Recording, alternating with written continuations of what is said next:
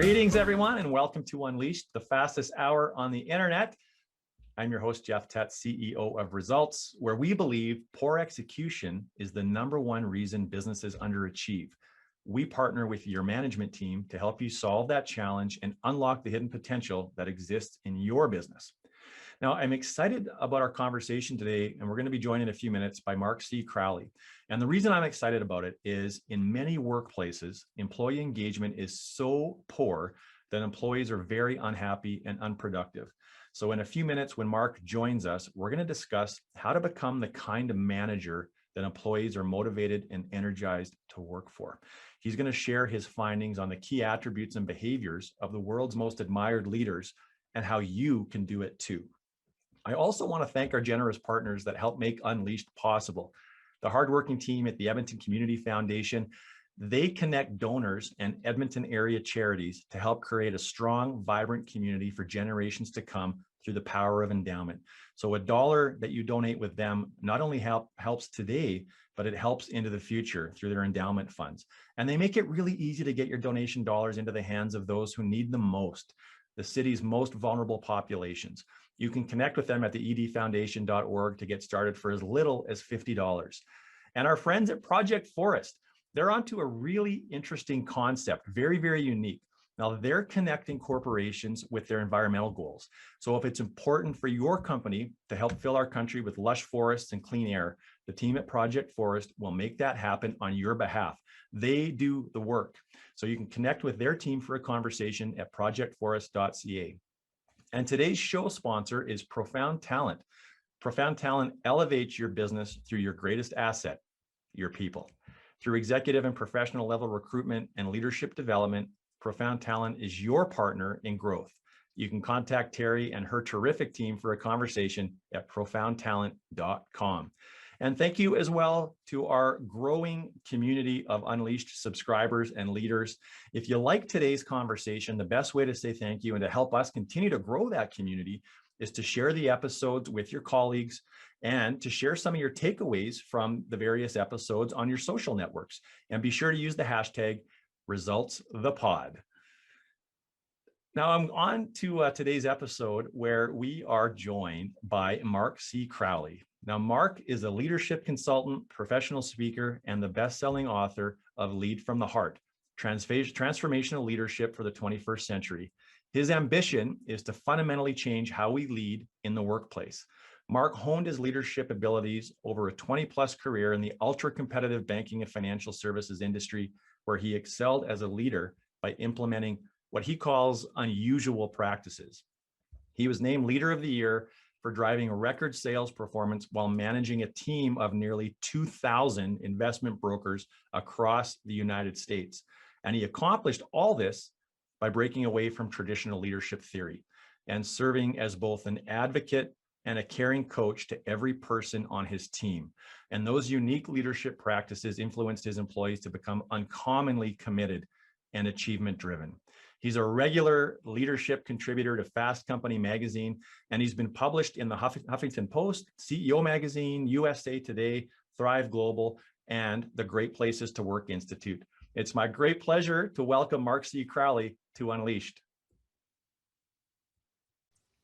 All right. Well, it looks like we got things sorted out. So the attendee numbers are continuing to accelerate.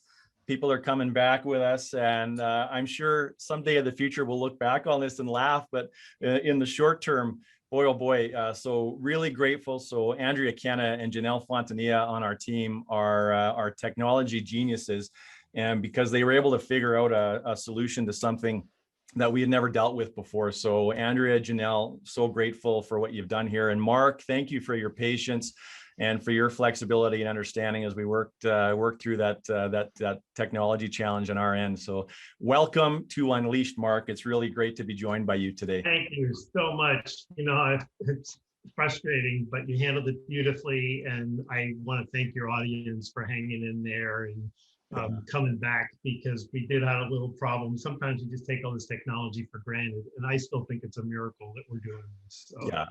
Yeah. Perspective is everything. So, Mark, I've been looking forward to chatting with you for a long time. And I also, I want to say thank you to the audience for giving us some patience here today and some understanding as well, for sticking with us and coming back right now. We're grateful to you at the best of times, and when you stand by us like this, we really appreciate that. Mark, your book, loved your book, and as I was saying earlier, when I first sort of came across your work, leading from the heart as an example, I thought this was going to be a book filled with philosophy and inspiration, and it certainly has a lot of that, but it's so much more than that. So you've gone to great lengths to include science, research, even some compelling statistical evidence about why leading with our heart more often matters. And it's pretty clear now, since I've been following you for the last probably about a year now, you've got a massive following online. You're populating the world with a different kind of leader by convincing them to stop ignoring the heart and have a greater impact on them, on those around them. And I just thought maybe where we would start is just tell us a little bit more about your approach to leadership. It's a very big question, and I want to go back a little bit into your question, Jeff, and tell you that when I was coming up with the book title "Lead from the Heart," even I knew that that was going to be sort of rejected by a lot of people, because we've historically always believed that the worst thing you could do in business was to bring heart into it.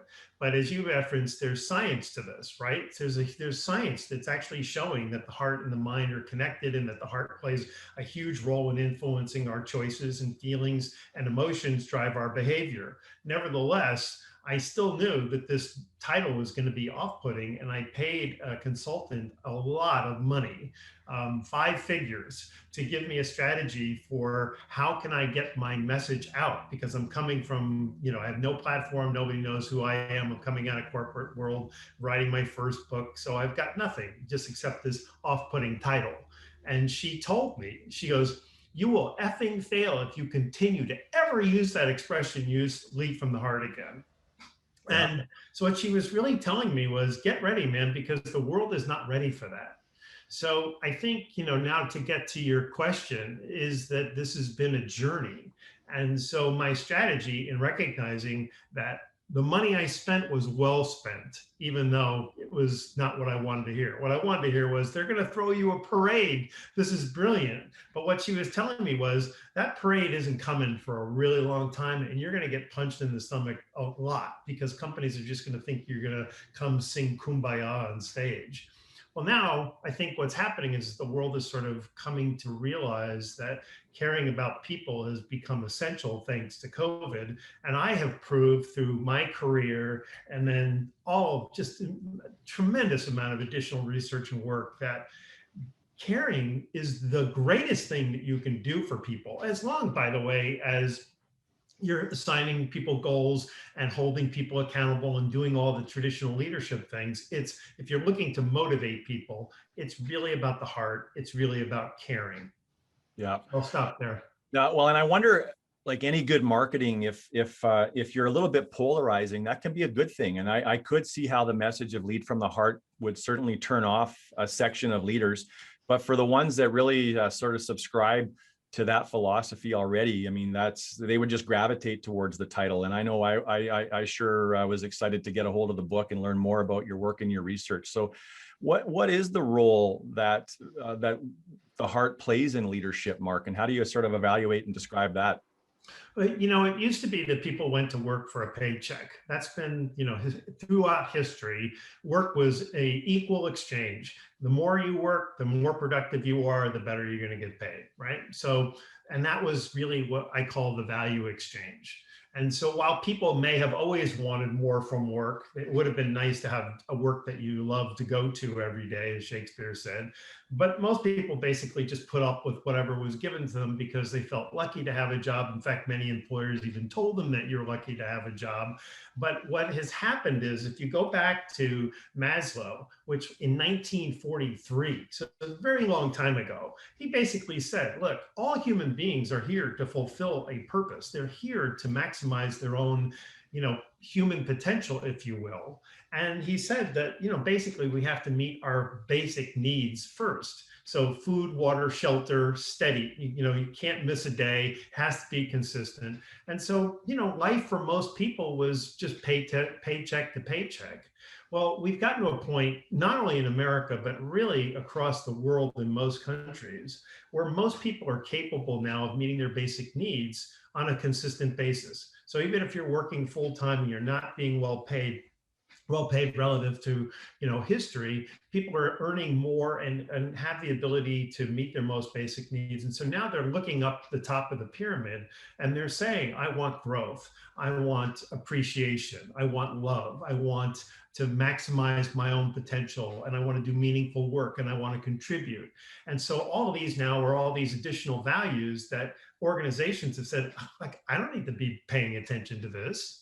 And so while you have, to data validation of the disconnect is that we have engagement that hasn't improved anywhere in the world in the last 15 years, despite a lot of trying. And you've got job satisfaction scores that are basically sort of flatlined around 50%. So it's not natural that people would be that disengaged and that unhappy at work. And it really comes down to the fact that people have evolved and changed in what they want and need in exchange for work. And we as leaders, we didn't see it, we didn't adapt to it, we didn't take it seriously. And now we're, I think COVID is sort of the tipping point where it's being forced upon leaders to say, I've got to be more thoughtful, I've got to be more caring, empathetic, compassionate, those kinds of things. And this kind of stuff sounds soft. And I hope just by the tone of my voice that you can tell that I'm not coming from like a spiritualist point of view. I'm coming from, this is the way to drive performance in the 21st century. Support your people in the way that we're talking about, and you're going to get people to scale mountains for you, as I proved, through the course of my career. So, yeah, so in essence, leadership is not caught up to the needs, hopes, wants, desires, and dreams of our employees. That's fair to say? I was just talking to an organization, and they're having some real difficulties in terms of people being happy at work. Like, they're miserable. And so we started to go through a diagnostic. And one of the things that they said was, sometimes, some of the people, we have them go on to an email by 10 o'clock in the morning so that we know they're working. And if they don't hit it, then we call them. And I'm saying, so do you have like unworthy, untrustworthy people working for you, people that aren't committed to their work, that you would need to be, measuring them, monitoring them constantly? And it's because we see them at work and we think, okay, I can pay attention to them, and I know when they're doing their work. Now they're at home, I've got to micromanage them. And it's just that instinct that says, I don't trust them. They're going to slack off if I don't pay attention. So I'm going to start an 8 o'clock conference call, and I'm going to have them key into this email at 10 o'clock. So I always know they're working, and people are working. And then on top of it, they've got their children at home, or they've got a spouse who's also working with them. And it's this new dynamic. And they're just saying, it would be much nicer if you just trusted me to do good work. And so it's a whole mindset shift that has to happen. And does that make sense? Yeah. And Mark, do you think that we're closing the gap on that, or are we falling further behind? Well, it's interesting because, I have a big presence on Twitter and have a lot of interaction with people. So not only am I trying to teach kind of what you were saying at the very beginning, I'm doing this drip, where I want people tweet by tweet, article by article, podcast by podcast, to get a sense that he's credible, his message is credible, and this is kind of where we need to go. And in the interactions that I'm having with people, what I'm finding is the general sense is that if you were caring and supportive and trusting as a leader before, where you hired really motivated people, you train them well to do their jobs, you're very good at establishing expectations, you're very good about connecting with people and checking in with them and seeing how they're doing from a coaching standpoint as opposed to a micromanagement standpoint. Those are the people who were able to get over the low hurdle that remote work caused for them, right? So now all of a sudden you're calling people and they got babies in the background screaming, and the boss just wants to go, where are you on this? Well, you can't have that conversation any longer in this world. And so the people that had the inclination, they are immediately empathetic and go, you know what, Jeff, can I call you back in 15 minutes? Or better yet, when everything's squared away in your house, call me back and we'll have the conversation. How does that work for you? People are thinking, man, how thoughtful of him. Meanwhile, the person who was micromanaging before, who wasn't trusting their people, who was maybe even competing with their people, this has become a big hurdle for them, because now it's like, well, now you've just made things worse for me. I don't even trust that they're doing anything. So I've got to make sure that, one of the big complaints, and this is getting validated in all the research, is that people are spending an infinitely greater amount of time in meetings than they ever spent before. And we think we have to occupy the time. We think we have to, keep people scheduled all the time, like, put our thumb on them kind of a thing. And what I've learned is that the people that you really want working for you are the people who feel really good about saying, Jeff, look what I've accomplished, as opposed to look what I did because you made me, is a big shift in the way, anybody who's high achieving. And I'm sure you see this in the people that you're interviewing. High achieving people want to be able to say, I did this on my own initiative and I did really good work. And now here we go, as opposed to, yeah, I got it done. I got it done because, I was on an 8 o'clock call, a 9 o'clock call, 10 o'clock call, 11 o'clock call. It's a very different mindset. So yeah, Mark, I like that you talked a bit about the historical, like the origins of leadership, and you refer to the Maslow hierarchy of needs and how in most countries around the world, we have just gone to a certain point where employees kind of have a lot of the basics in a lot of parts of the world. And I know that not in every part, but you also in your book talk about the scarcity mindset being really pervasive in leadership and causing all kinds of problems. I wondered if you could talk a little bit about what the scarcity mindset is from a leadership capacity and why that has caused such challenge, I guess, in the state of workplace engagement. And, that's a very spiritual idea, this idea of an abundance mentality versus scarcity mentality or mindset. And where I first learned it was, 30 years ago in Stephen Covey's 7 Habits of Highly Effective People, right?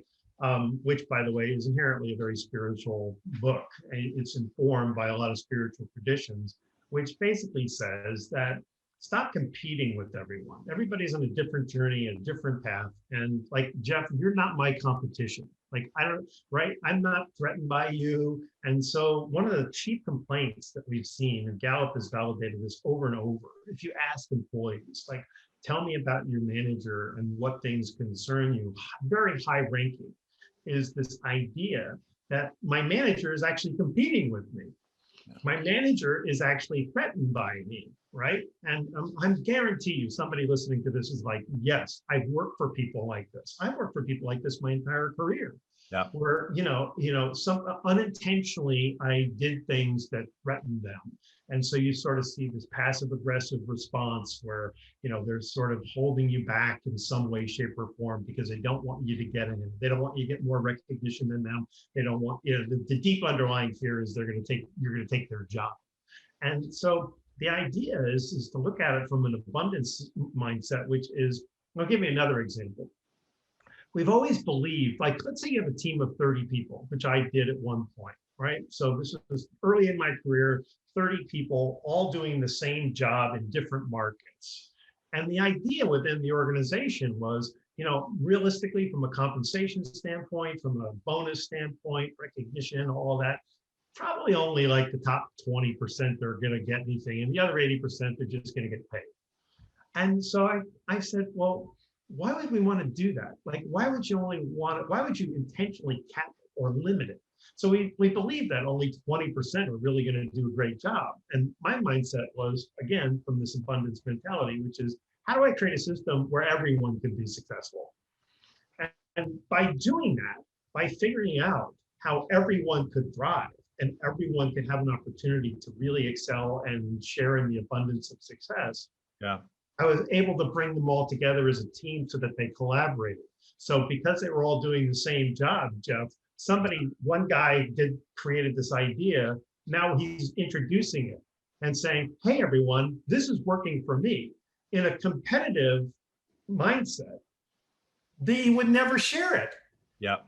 Right? And so we elevated all 30 or other 29's performances because they were sharing ideas and looking for ways to help each other because they knew that not only were they giving, but they were receiving. Yeah. It's Yeah. great. And I like, no, that's great. And I like what Bill Black says in the chat. So managers hire soldiers, but leaders hire captains and turn them into future leaders. I think that's brilliantly said, Bill.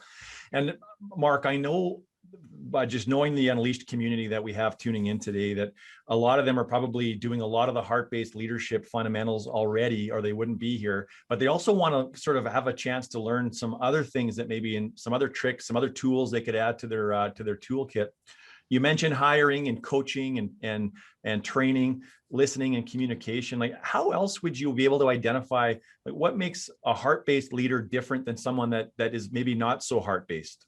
So let's start off with the point that gets often missed. So my title is Lead from the Heart. So I'm all about the heart, right? But it's not all heart. It can never be all heart. And the reason that I went forward with that title is because it's truly that the heart is what's missing in leadership. We make all of our decisions with the mind. We look at a spreadsheet and we go, yeah, let's lay off 5% of the people. Look at the savings we're going to get. And we don't think of down the hill. Our hearts don't go, what's that going to do to those people? What's it going to do to the other 95% of the people who are staying? What's their feeling going to be? If you're going to let those 5 people go, well, then you're probably going to let me go. So now you've created all this dissension and upheaval inside of people. And so this is what has to happen is we've got to get into a balance of mind and heart and be willing to act with the heart. The other thing that I would say is to emphasize something that came up in a discussion that I had with Jim Harder, who is the head of research for the last 30 years. He created the engagement study and their well-being study at Gallup. And we were having this conversation. It had to do with managing millennials and tying it into engagement. And I just instinctively, I just said to him, I go, what would happen if we changed the word manager to coach? And he was stunned, it was all of his research was saying this, but never had those words been articulated. And he goes, we should do that. And I think that's really what it's about. When you think about a coach, so let's say it's 2 minutes left in the game. Let's say the college basketball game and you're the coach, right? 2 minutes, you're 5 points down. You don't put yourself into the game. Right? You don't go, hey kids, sit down, coach is going in, I'm going to win this game for you, right? You go in and you say, well, I need to train this team to excel and be prepared for that moment when they're 5 points down with 2 minutes to go and teach them how to win. It's a very different mindset.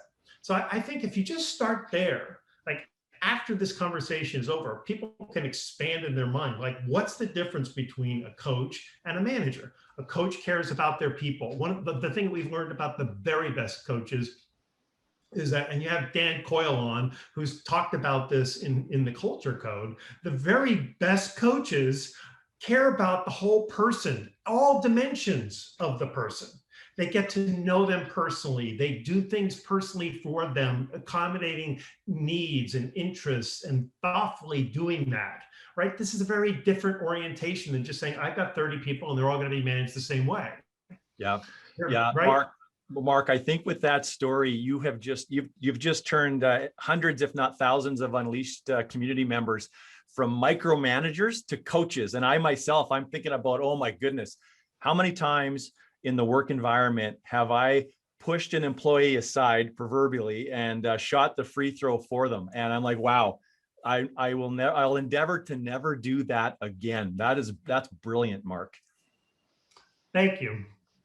Now, what about the other thing? A big piece to this is, and empathy is in vulnerability are talked about a lot. I mean, Brené Brown has sort of opened up the kimono and blew the lid off that one. But I'm curious about your perspective on empathy. where does empathy come from? And I see, like, here's something I see almost every day is leaders that I know are fairly hard on their people, or can be, demanding and tough on their people, and maybe well within reasonable expectations, but they certainly seem to be hard on people.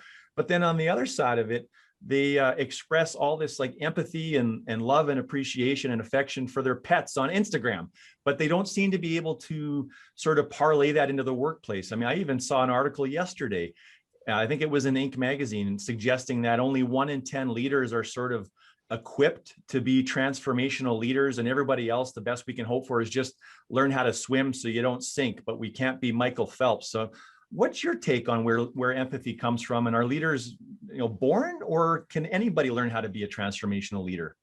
I mean, there's a lot of questions there, and the first thing I would say is that I don't trust the Inc. magazine contention that only 10% of people, right? So I would say, so let's just agree that probably isn't true.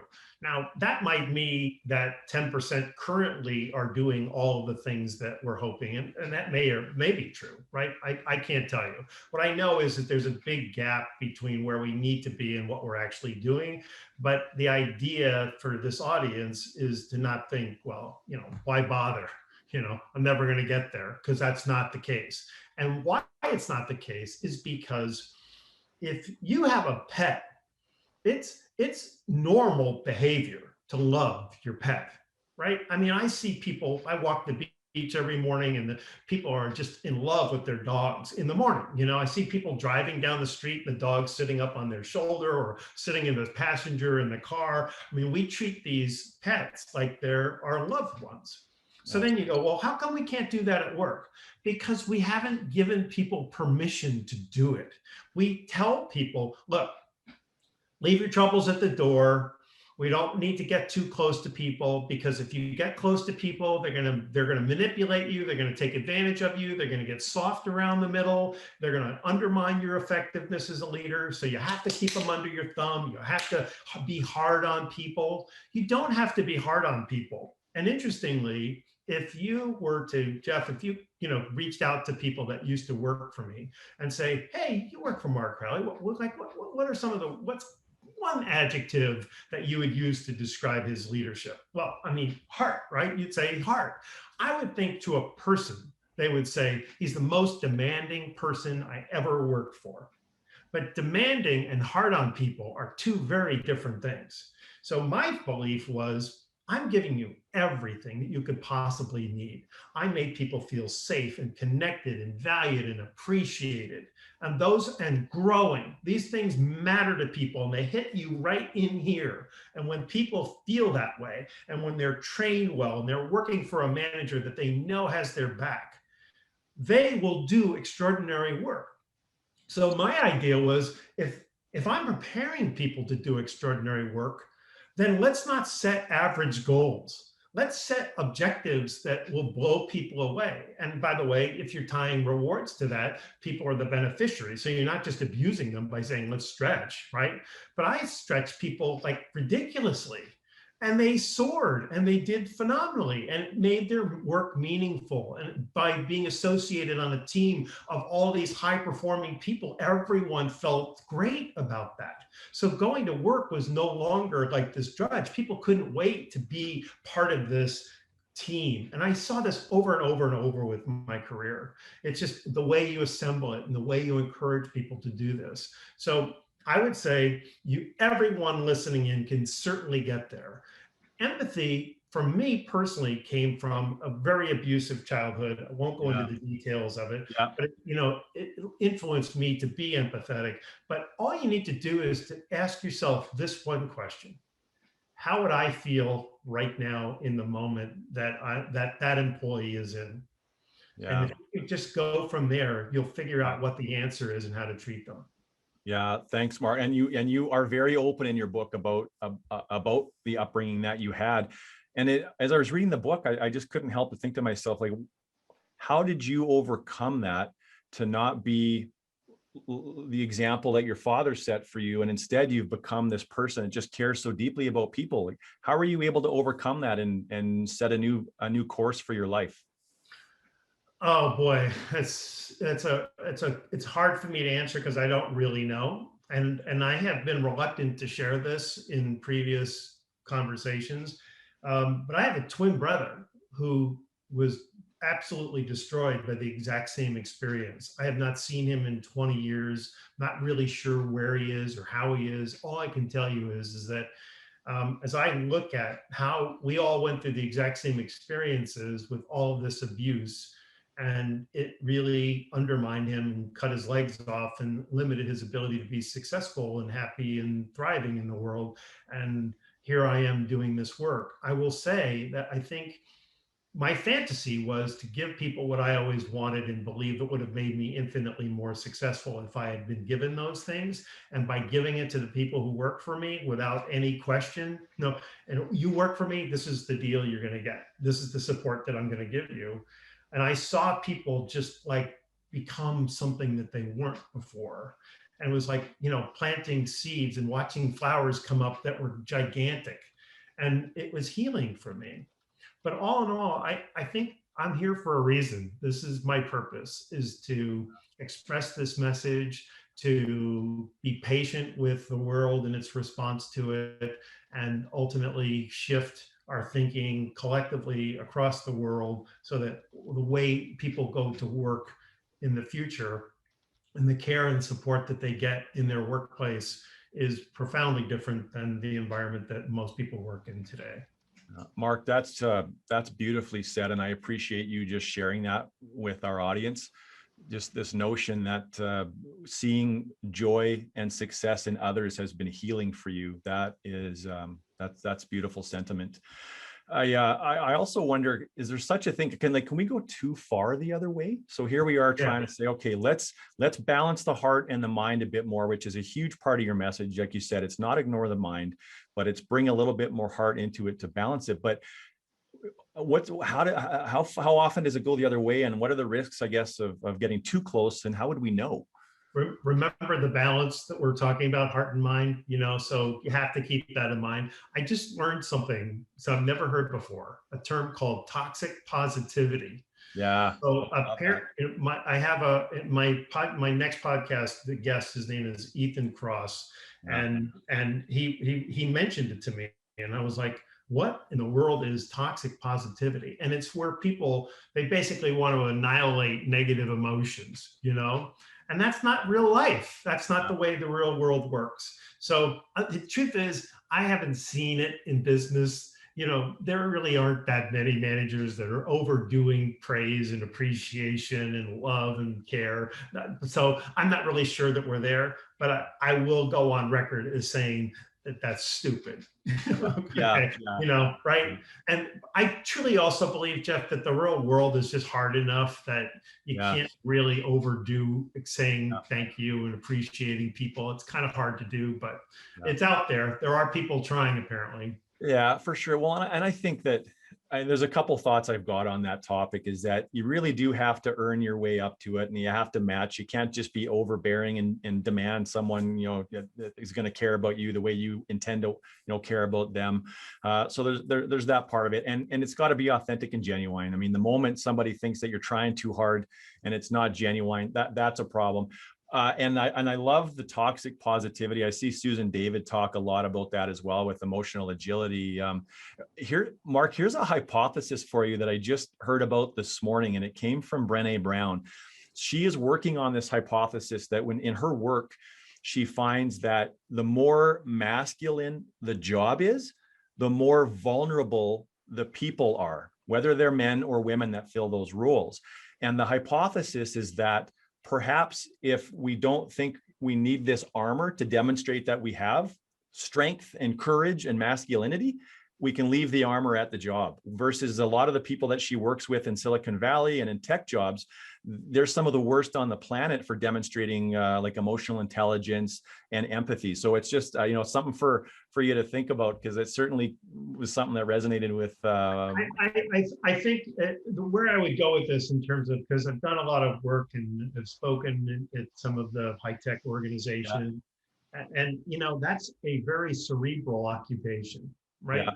And so if you're in your head, and a lot of these, a lot of them are geniuses, right?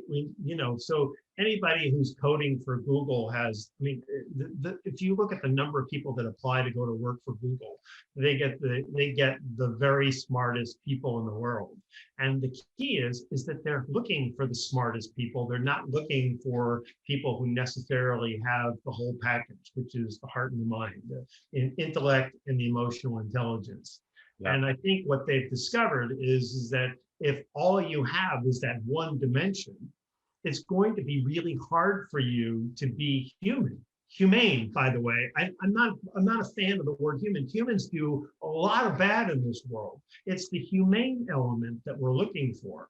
And if we're not cultivating it in people, we're not looking for it. So I would argue that rather than try to take somebody who's like a professional coder and say, we're going to let you manage other human beings, bring somebody in who has the demonstrated skill set of managing human beings really effectively and let them cultivate the team.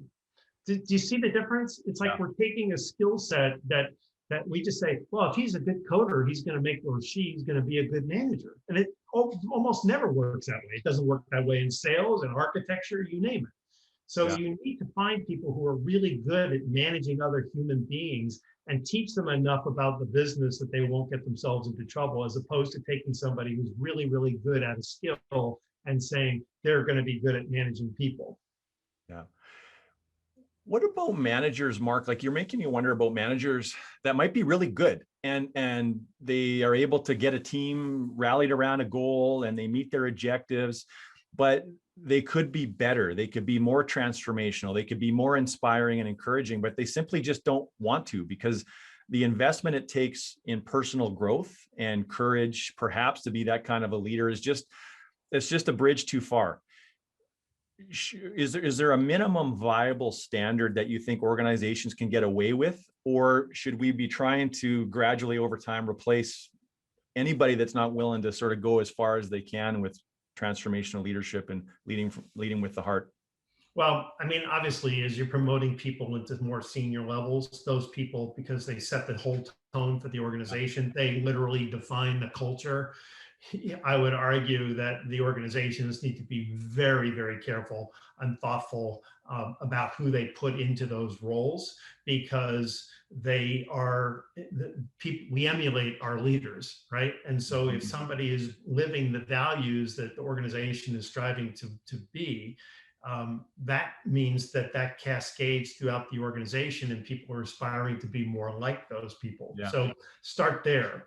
But then if you go down to the lower levels of the organization, my fundamental belief is that if you are hiring a manager today, so let's say you and I are in a selection committee, we're going to bring in 3 managers to your organization, I work for you, and we have, all these candidates, and on paper, they get numbers, they get results, and you're like, wow, this is great. These people know how to really drive numbers.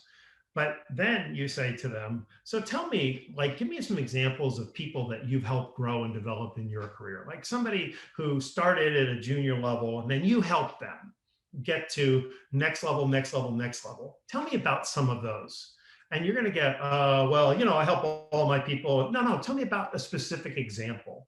And there are people that can't give you one because they've never come out of themselves to do that for another person.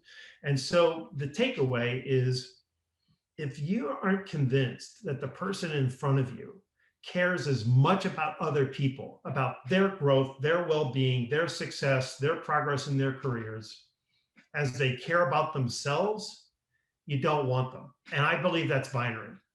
I truly believe it's binary. If they can't convince you in your heart of hearts, if you can't be convinced that that person in front of you is going to be a nurturing, supportive, coaching, enabling person with the people on your team, no matter how great their numbers are, don't take them. Yeah. So zero tolerance. There was something else, Mark, that really struck a chord with me in your book, and it was a bit of a paradigm shifter, in that there is a phenomenon that exists within some managers that they're actually reluctant to help people grow. What causes that reluctance? That goes back to what we were talking about earlier about the abundance mindset. So if I teach you part of it is So let's say, I spend every weekend reading, and I've invested, and I've got 2 degrees, and I had a second job through college, and I've worked really hard, and now I'm managing people. The attitude is, well, I did it, so you do it. You go learn it. I had to work hard to learn it. And that's an interesting belief system, because my attitude was, I've already done the work. It's already behind me. Everything I just described to you is what I did. So I would come in, if I read a book over the weekend, I'd type up notes and I'd give it to everybody who worked for me and say, hey, tomorrow when we get together in a meeting, we're going to spend the first 15 minutes talking about what I just learned. So I wanted to see people learn, because the faster that I could get them to, to being full, the faster they were going to be high performing people. But a lot of times we just think, well, I had to pay my dues, so you should have to pay yours. So it's like, what's in your heart? Do you want to see people succeed? Because if you do, then you're going to give them everything you can. If you really are threatened by them, even like a minor insecurity about, I don't want them getting ahead of me, getting ahead of their skis. I don't want my boss coming in and going, that Jeff Tetz, man, he's something, he's really something, and like, oh, but how come you're not mentioning me? So I'm not going to teach you anything, Jeff, so that you never get that. Or that's my fantasy. Yeah. But the funny thing is that you, Jeff, will work much harder for me if you know that when my big boss comes in, I go, hey, I got to tell you, Jeff is just doing this fantastic job. I'm so impressed with him. And then when he comes by and says, hey, your boss, Mark, was just telling me all these wonderful things about you. Congratulations. How do you feel about me as your boss in that moment? Yeah, it's going to be very different. Yeah, absolutely. Yeah. Well, and the other part that you talk about in your book related to that is it takes a lot of work to build a team for the first time. And I certainly can sense the exhaustion sometimes, where you've got the right people on your team, things are humming, you're ready for some fast growth. And the thought of losing somebody, whether it's you've developed them so much that they're ready for a promotion, or they leave in general, but that's kind of daunting. And I like what you've said, because you reframed that a bit already in this conversation for me, Mark, is if the mindset is on being just that perpetual coach, it's like, give me a new team every month, and my job is just to get the best out of that team, grow them, and get them ready for the next thing. And I think if we can all do a better job of reframing what our role is, for sure. I love that. I mean, what you just said, I just love, because the truth is that people are just on loan to us. We think they're our property for the rest of our lives, Yeah. Go, well, I'm thinking about taking another job. We take it like it's a personal affront, But you're right. It's an attitude of be able to build a team with, if somebody leaves, be able to recruit and cultivate and train, and be thinking like a college coach where the students aren't there any longer than 4 years. Yeah. You have got a lot of experience, managing in a very highly competitive space in the financial sector. And you had to manage teams through a lot of adversity and downturn, financial crisis, as an example. What are some of the things that you have done and would encourage others to do to be able to manage people through periods of adversity and significant hardship without losing the morale? Remember Maslow's pyramid? What's at the bottom? Food, water, shelter, and safety. Yeah. So the minute we go into some kind of calamity or depression, recession, what have you, company can have a problem, or, stock price falls, earnings fall, CEO leaves, whatever, something happens that disrupts everything. The minute that happens, whatever it is, people go in here and they go, how do I feel about this? And so what we think about a lot of times is we go, okay, well, everybody needs to work really hard because the company needs us to do this, and we need to do this for our boss, and stockholders, they want this to happen. And so we're appealing here and we're not appealing here. So the way to go about it is to figure out what's going to make my team feel safe. What's going to make my team feel like I can go do all of that because I'm going to be okay in this. Now, you can't solve all that, right? You don't know the future. But what you can say is, hey, everybody, let's all come together here. Yeah. We're heading into a difficult time. So I want you to know I'm here for you. By the way, COVID is a perfect example of this, right? Nothing's been more disruptive in our lives than that. and people are missing their friends, and they're missing they don't know what's going to happen. They don't know when they're going back to work. They can't go outside. They're wearing masks all the time. All that is hugely disruptive. It's creating loneliness problems and mental health problems. And so a manager who is intentionally saying, Jeff, I'm concerned about you. Not because I think anything's going to happen to you, but I'm just concerned about you. And so every week, let's just get together for 20 minutes. Every Monday, let's just have a quick call. I just want to see how you're doing. We're not going to talk about work. We're not going to talk about goals. I just want to see how you're doing and if I can support you. The minute you do that and make people feel safe and make people feel that you care about them, that's the key. Like, he is concerned about me or she is concerned about me. Yeah. That's when people go, okay, I can deliver. Tell me what you need me to do and I'm going to do it. If you don't create that safety, if you don't think that way, then people are just marinating in fear and concern about what the future is going to bring. And fear is the most disruptive emotion there is. So if you aren't thinking like this, you're going to allow people to just spend so much time, and people are at home by themselves, so they're in their heads. And if you haven't addressed the fears that people have, they're just going to go, I might lose my job. And if I lose my job, I'm going to lose my house. And I don't want to lose my house. And, we go into all these fantasies. So all it takes is just a quick conversation. How you doing? You're doing great, by the way. I want you to know I miss you. I'm sorry we can't get together, but everything you've done so far has just been great. And I'm here for you. If you need anything, let me know. How long did that take? An instant. But it's what it conveys to people that matters. Yeah, and we very much have to be intentional about it. And especially now where we don't have the accidental sort of collisions in the hallways in a remote work environment. Mark, it also occurs to me that oftentimes when we're looking at leadership, we're studying and trying to get better, oftentimes it's personal growth and it's managing down. Do you have any advice for people that might be wanting to manage up in their organizations to try to inspire people above them in the org chart to start behaving in accordance to some of your teachings and research? Yeah, that's a great question. So first thing I would say is, if you're not being managed the way we're talking about, that shouldn't limit you from managing people the way you believe people need to be managed. And this is an environment now that's much riper. We're at a time now where the kind of leader that we're talking about are standing out because people are just so grateful to work for somebody like this. So rather than say, hey, manager above me, you should be managing your people the way I'm managing my people. What I did was, and this is the longer way of approaching it, is to just do such a great job with your people and your team that word ultimately gets up. When they have those conversations with those people, how are things with you? Jeff has just been so great. He's just been so thoughtful, and our team is, we're just killing it right now, and everybody's feeling really good. You hear that enough times, like the senior boss goes like, wow, what's he doing? And at some point you come back and go, hey, Jeff, what's going on? Well, I realized that this is how I thought we needed to do, and look what it's doing. I mean, look at our results, look what's happening. That's how we influence, as opposed to getting people to, having to call your boss and go, hey, this is what I'm doing with your team. Just do it. And the results end up speaking for themselves. That's my experience. Yeah, no, that's good advice. And I like that it's based on your experience. I also sometimes, Mark, I quite frankly get concerned about the state of leadership. And I wonder if we're winning or we're losing. Are we closing the gap or not? And if we're inching towards a critical mass where we're going to be filled with the kinds of leaders that really do view their role as coaches versus that control and command, then that's great.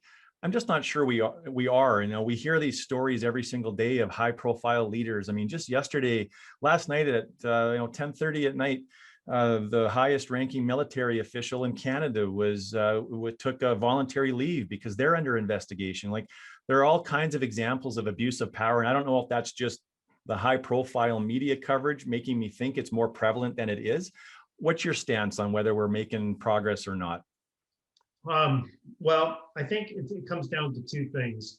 If your organization really doesn't care about people, they're not going to care about managers like we are, right? So you're going to create an environment where it just doesn't matter, and so people are going to feel that in their organization. So in the companies that have said, we need to make a shift, I think we're definitely making progress. In the organizations where it's every man for himself, and there are plenty of them out there, then then it's ruthless competition, and you're never going to cultivate that. And I just truly don't believe that people are going to be able to.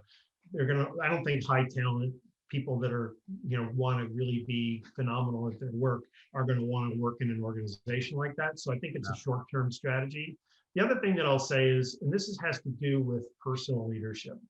There's a professor of psychology at UC Berkeley, where my son went to school, and his name is Dr. Keltner. And he has done research which unfortunately proves that if you give anybody power, you, me, everybody listening in, and people are going to be shaking their heads when they're going to hear what I'm going to say, we will abuse it. We will abuse it. And he's done repeated studies that have shown just give people power arbitrarily, like you're in charge, and they watch them on a monitor and they start abusing people. And it's not necessarily abusing people, but they take the power too far.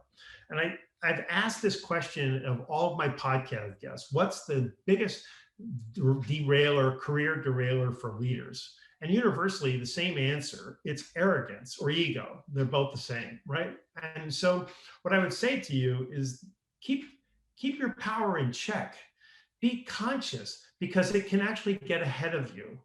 So that's the head operating more than the heart. The heart will say, hey, ease up a little bit here, but just be vigilant throughout the course of your career that you don't veer into, this is so powerful and exciting to me. I mean, we're seeing this in the United States. I won't get into the politics, but there's plenty of evidence of people that are playing in power that don't want to lose it, and they will do anything to keep it. And I mean anything. Lie, cheat, and that's sort of the worst case scenario, but we can all abuse power, and we need to be, a little bit thoughtful about that. Yeah. And there's been a lot of research on just the psychology of power, and it sort of demonstrates that everybody experiences a power relationship as they gain authority and influence, and surrounding ourselves with the right kind of networks to hold us accountable and keep us in check can be important.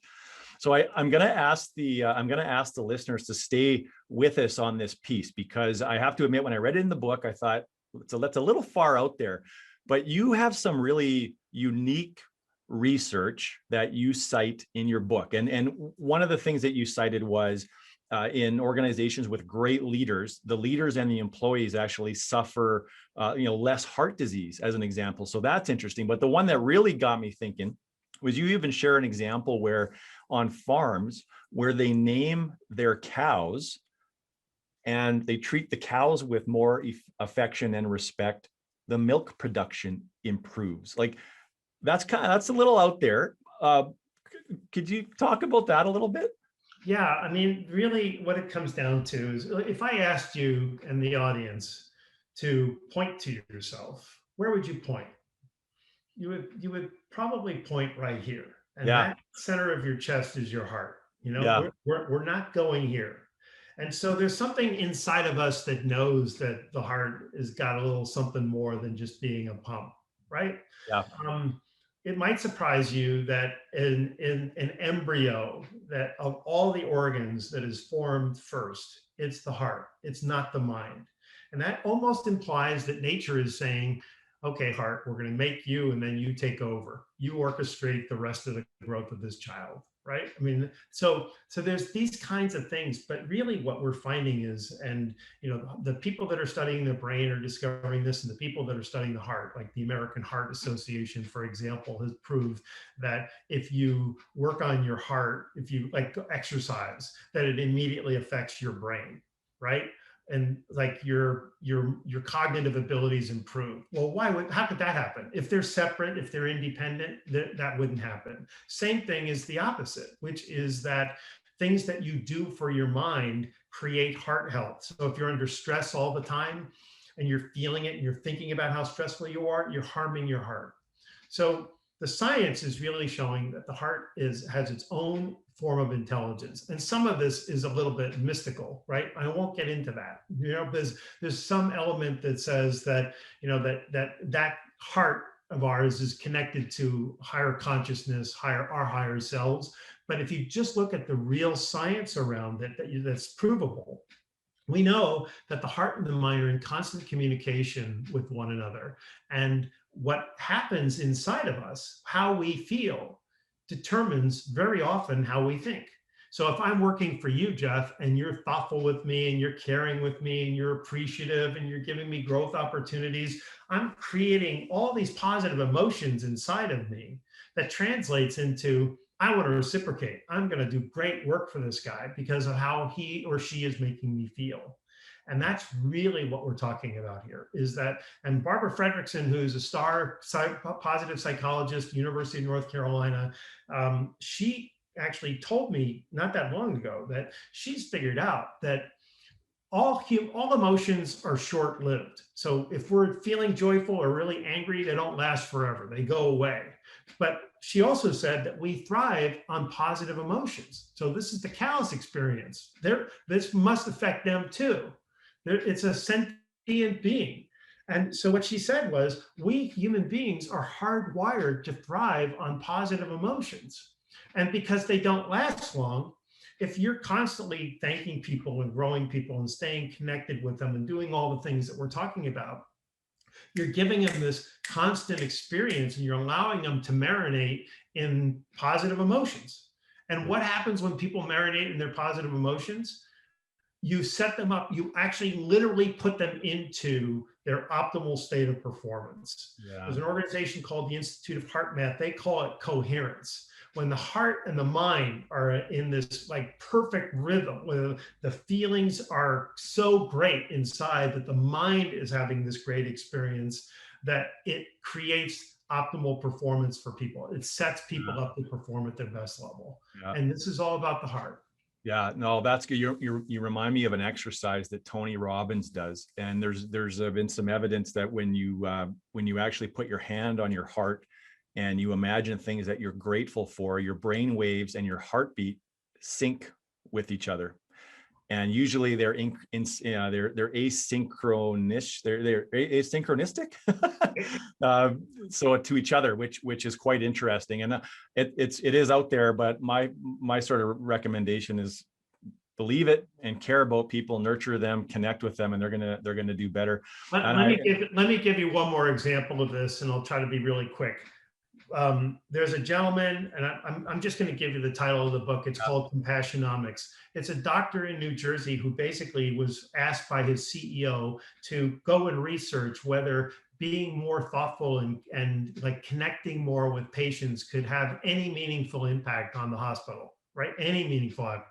And what they discovered through looking at 1,000 different abstracts and another 750 research articles on compassion, which by the way, in my language is caring, is that it's sort of this wonder drug. Not only did people heal faster with compassionate doctors, so they set them up with a non-compassionate doctor and a compassionate doctor. People that had the compassionate doctor not only healed faster, but they healed from diseases that they thought were fatal, like cancer and AIDS, like miraculously.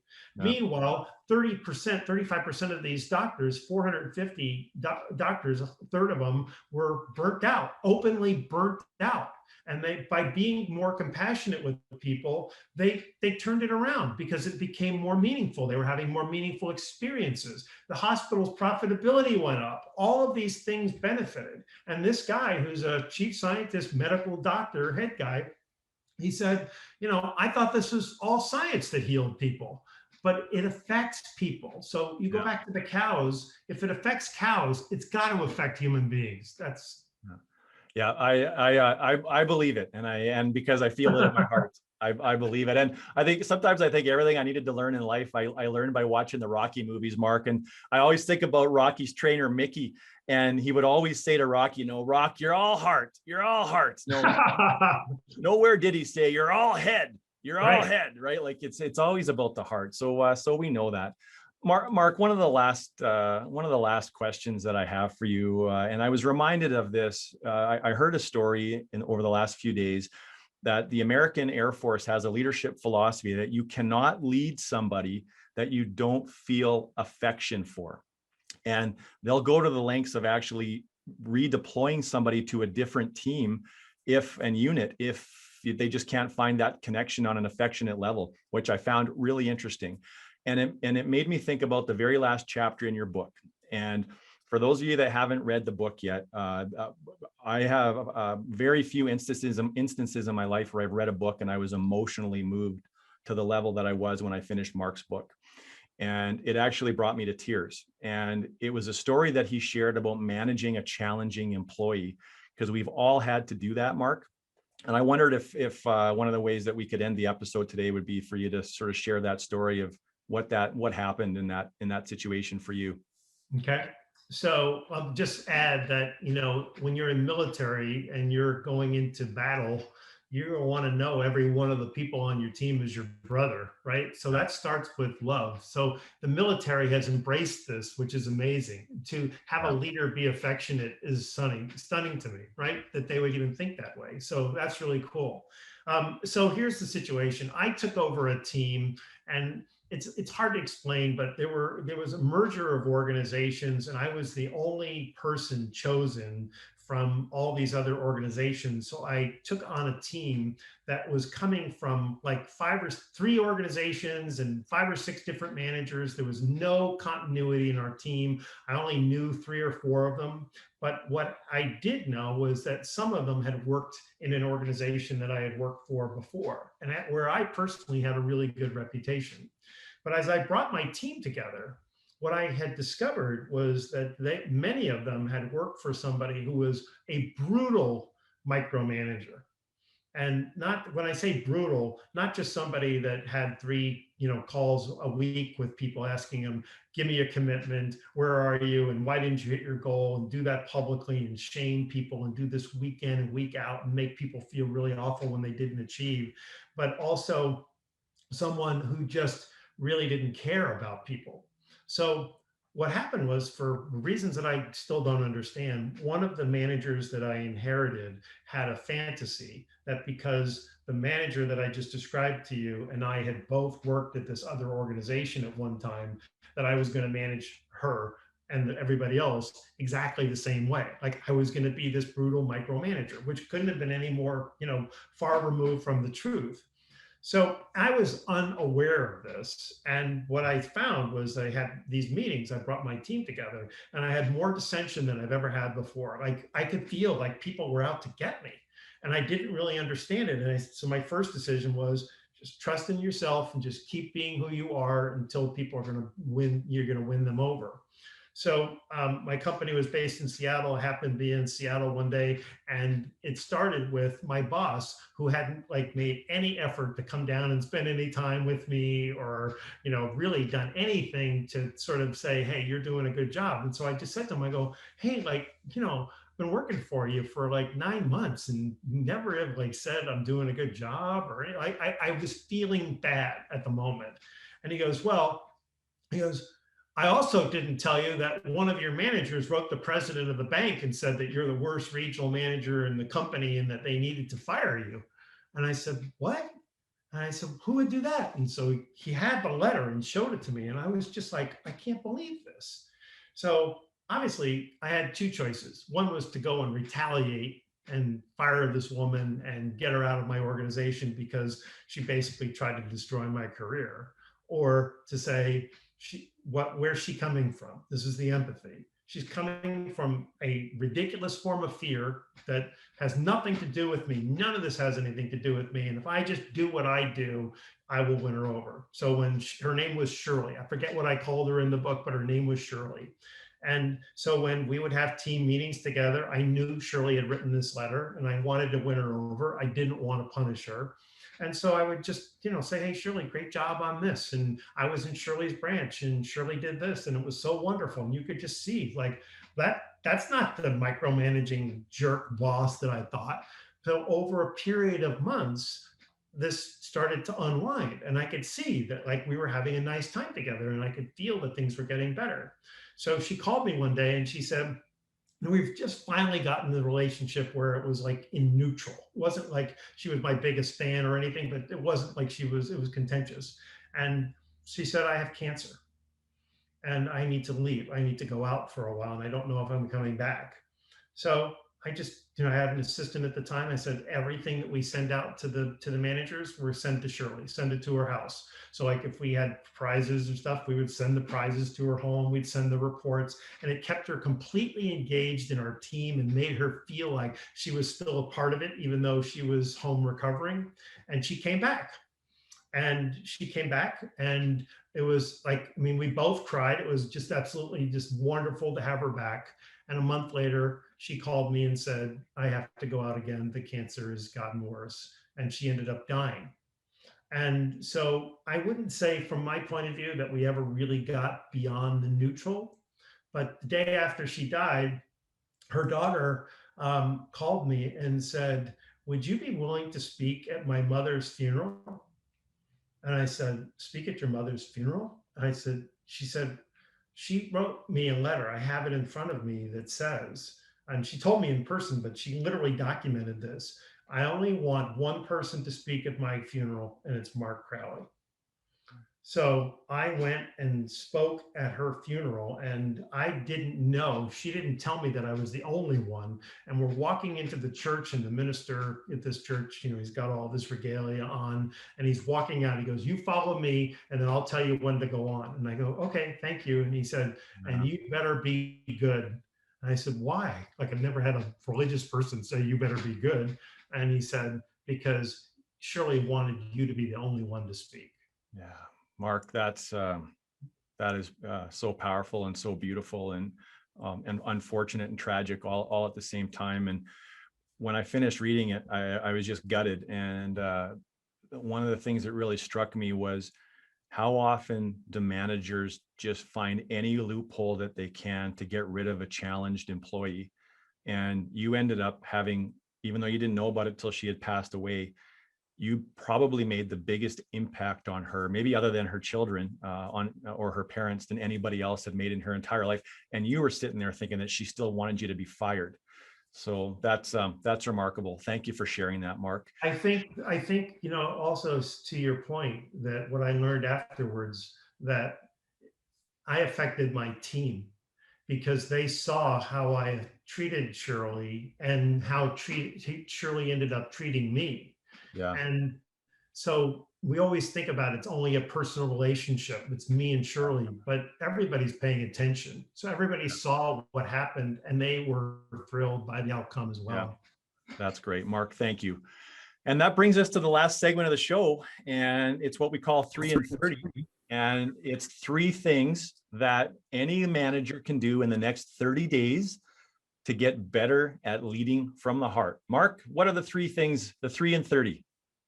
Okay, so the first one I mentioned before, and it really ties into COVID, but it's actually something to continue afterwards, which is to immediately schedule weekly calls with every direct report. So I believe that your span of control, the ability, how many people can work for you, is the number of people that you can do this with a week. Like if you can make 10 calls a week, that's the number of people that you can have. So basically what I'm saying is you're just calling to check on their well-being. It's not, hey, while I have you on the phone, where are you on this project? It's just seriously, just so that we can connect to see how people are and make sure that people know that you're thinking about them and concerned about them and there to support them. It's informal, so there's no agenda. And if they go, hey, while I have you on the phone, we talk once a week on our results. We'll do that then. This is just about us. Okay, that's one. Number 2 is communicate your expectations on when you expect their hours, their work hours, to start and end. I believe that the mental illness problem that is happening right now is because, and there's all sorts of data that's showing when people are locked down in their homes, they're working longer. And we managers are like, hey, I like that. They're getting more work done, but it's unsustainable because it's taking away from what they would normally be doing. And people could say, well, they're commuting and all that kind of stuff, and that's taken away, so they have that time. We shouldn't be expecting it. We shouldn't be expecting people to jump on calls after hours or to respond to emails. The most thoughtful thing that you can do is to say, within reason, I don't expect you to be responding to an email after X o'clock or before Y o'clock. And if there's an emergency, I'll text you or I'll call you, but otherwise, I want you to know these are my expectations. Gartner has just shown that there's been this massive increase in the number of people updating their profiles on LinkedIn. And so what does that tell you? It tells you that people are looking for jobs, even though there aren't jobs available. They're trying to get ahead of it because they're unhappy with the way they're being treated. Yeah. And then the third one is something that is number one on my agenda for any of these kinds of conversations, which is what I call institutionalizing recognition. Managers think that they recognize their people all the time, or they rationalize and go, well, Jeff knows that I think he's doing a great job, so I don't need to tell him all the time. And I'm saying you cannot ask people to do more for you until you thank them for what they've already done. So that means you have to start off. You're like, if you have a monthly meeting and saying, let's talk about what we just performed, and then acknowledge people for what they did. And if you have 30 people and 27 of them nailed it, met your expectations or exceeded them, you can't just go, well, we only have time to thank the top 3. You have to thank all 27. Yeah. And by doing that, now you've elevated everyone who is doing really great. And the people that aren't, for example, are going to want that recognition. But you have to institutionalize it, because people have to know that first of the month, when we have our team meeting, Jeff is going to say, Mark, you are doing a great job, because I worked my rear end off for it. And if you fail to do that, then people go, well, nothing gets appreciated around here, so why should I be working the weekends, or why should I be putting in all this extra time? So those are my 3. I have a 4th. And I would say, ask yourself and have your people ask themselves, is this meeting really important? Like, does this meeting going to move any needle whatsoever? And if it's not, give people permission and yourself permission to not schedule it or not have them attend it. Make sure that meetings aren't, we're meeting people to death in this environment, and it's killing people. Let people go back and do their jobs and not have 8 calls a day. Yeah, those are great, Mark. Very tactical, very attainable in 30 days, and something I think that we can all add to our leadership repertoire. I want to thank you for joining us today, Mark. You've been very gracious, and this is a episode I will never forget for a variety of reasons. Thank you to our generous audience as well. The community of Unleashed subscribers and leaders is just wonderful. And again, to Andrea and Janelle, thinking on the fly, you really were real world MacGyvers today. And as we close, I want to give you an opportunity to stay connected with us. So you can find Mark at markcrowley.com. If you have questions for us, comments, suggestions for the episodes today and into the future, you can reach us at info@unleashresults.com. We'll be promptly getting back to your emails, and you can follow us on Twitter at Unleash Results.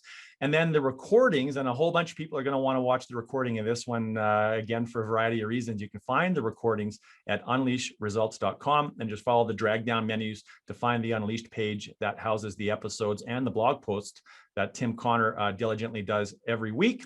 And book, we're giving away a couple copies of Mark C. Crowley's book, Lead from the Heart. Wonderful read. Highly recommend it for you and for all your managers. I mean, I would encourage you to get it for anybody that's a manager or an upcoming soon-to-be manager. It's that powerful and that practical. And you can be entered into that draw by just filling out the bonus offer form at the end of the episode today. And if you're ready to take a next step, if your business is good, but you want to make it great, we have a couple of ways you can do that. Just check the box and we will send you a copy of the 6 things that companies should be looking at to accelerate out of the pandemic curve. So get ahead of the competition instead of getting left behind it. And you can also check the box if you'd like to have a conversation, a private and confidential conversation with Nicole, and she can walk you through some of the ways that you might start to improve your own leadership and your team's capabilities. And then next week, so imagine this, that you were anticipating taking over the highest performing submarine in the US Navy, and in a last minute change of events, found out you were taking over the worst performing naval vessel. Well, that's what happened to David Marquet. And he not only took it over, but in 6 months, turned it into the highest performing naval ship in the entire American fleet. And he's going to tell us how he did it and how you can do that in your companies. And as an extra special treat, our very own Jeffrey White's going to join us for a conversation on the back half of next week's episode. He's part of the Royal Canadian Navy, and he is a captain, and he's going to talk about his own practical experience on how the Canadian Navy approached strategy and leadership and how you can apply that to your own teams and your own organizations. And in the meantime, everybody, just reminding you, never underestimate the impact that you can make in another person's life through your leadership and your own personal growth. Until next time, everybody, be well.